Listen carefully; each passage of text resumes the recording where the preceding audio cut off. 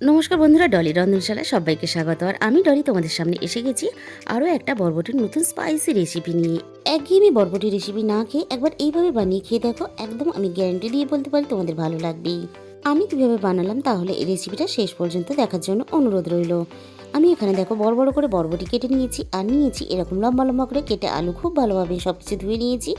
এবারে কড়াইয়ের মধ্যে পরিমাণ মতো তেল গরম করে আমি তেলের মধ্যে দিয়ে দিলাম প্রথমে আলুগুলো তেলের মধ্যে দেওয়ার পরে একটু নাড়াচাড়া করে নিতে হবে এইভাবে। এবারে কেটে রাখা বরবটিগুলো আমি আলুর সঙ্গে দিয়ে দিলাম। আলু আর বরবটি আমি একই সাথে নাড়াচাড়া করে ভেজে নেব, কোনোটাই আলাদা করে ভাজার প্রয়োজন নেই এখানে। আমি এখানে আলু বরবটি একটু নাড়াচাড়া করে ভাজতে ভাজতে আমি দিয়ে দিলাম স্বাদ মতো লবণ দেওয়ার পরে আলু বরবটিটা আবার নাড়াচাড়া করে আমি খুব ভালোভাবে ভেজে নিলাম। দেখো কালারটা অনেকটা চেঞ্জ হয়ে এসেছে। এবারে আমি তেলে থেকে আলু আর বরবটি ছেঁকে একেবারে দেখিয়ে দিলাম তুলে। এরপরে দেখো ওই একই তেলের মধ্যে ফোড়নে দিয়ে দিলাম গোটা জিরে, দিয়ে দিলাম প্রয়োজন মতো পেঁয়াজ কুচিটা দেওয়ার পরে আমি হালকা নাড়াচাড়া করে একটু ভেজে নেব। তারপরে এখানে দিয়ে দিলাম আদা ও রসুন বাটা 1 চামচ। আদা রসুনের কাঁচা গন্ধটা চলে যাওয়া পর্যন্ত আমি একটু নাড়াচাড়া করে ভেজে নেব। এরপরে আমি দেখো এখানে দিয়ে দিলাম অল্প একটু টমেটো কুচি। আবারও আমি কয়েক সেকেন্ড ভেজে টমেটোগুলো একটু নরম করে নেব।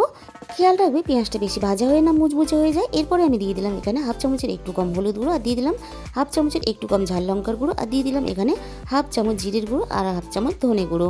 সামান্য পরিমাণে আমি এখানে জল দিয়ে দেবো যাতে মশলাটা কষানোর সময় পুড়ে না যায়। এবার খুব ভালোভাবে আমি মশলাটা কষিয়ে নিলাম। খুব ভালোভাবে মশলাটা কষানোর পরে দেখো তেল ছাড়তে শুরু করে দিয়েছি। এই পর্যায়ে আমি এখানে ভেজে রাখা আলু আর বরবটিটা দিয়ে দেবো। আলু বরবটির সাথে মশলাটা খুব ভালোভাবে আমি কষিয়ে নেব। মশলা থেকে আমার তেল ছাড়তে শুরু করে দিয়েছে, আর কষানোটা দেখে তোমরা বুঝতেই পারছো। তো হওয়ার জন্য আমি এখানে 1 বাটি পরিমাণ জল দিয়ে দিলাম, খুব বেশি জল দেওয়ার প্রয়োজন নেই। বরবটি আর আলু ভাজার সময় কিন্তু 80% সিদ্ধ হয়ে গেছে। আরও একটু ভালোভাবে সিদ্ধ হওয়ার জন্য আমি এখানে মিনিট 15 অপেক্ষা করব। মিনিট 15 পরে দেখো এখানে খুব সুন্দরভাবে কিন্তু তরকারিটা আমার রেডি হয়ে গেছে, সব কিছু খুব ভালোভাবে সিদ্ধ হয়ে গেছে। তাহলে বন্ধুরা, বরবটির এই রেসিপিটা তোমাদের ভালো লাগলে অবশ্যই ভিডিওতে একটা লাইক করতে ভুলো না, আর প্রচুর শেয়ার করো, আর আমার চ্যানেলটাকে কিন্তু সাবস্ক্রাইব করতে ভুলো না। আজকে তাহলে এই পর্যন্ত।